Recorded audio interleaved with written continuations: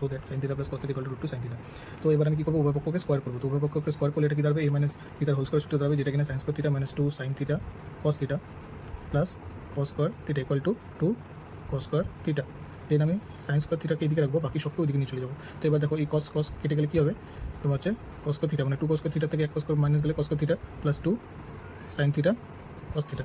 আমি কী করবো, উভয় পক্ষকে সাইন স্কোয়ার থিটা প্লাস করবো, উভয় পক্ষকে সাইন স্কোয়ার থিটাতে প্লাস করবো। তো এখানে ক্লিক করলে আমি একটু সাজিয়ে নিচ্ছি একবারে, তো একটু স্টেপ জাম্প করছি। তো এখানে সাইন স্কোয়ার থিটা প্লাস করলে কী হবে, sine square theta plus two sine theta cos theta plus cos square theta. তো এখানে আমার একটা সূত্র পড়ে গেল, আর এখানে কী হয়ে গেল, sign square theta equal to sine theta plus cos theta তার হোল স্কোয়ার।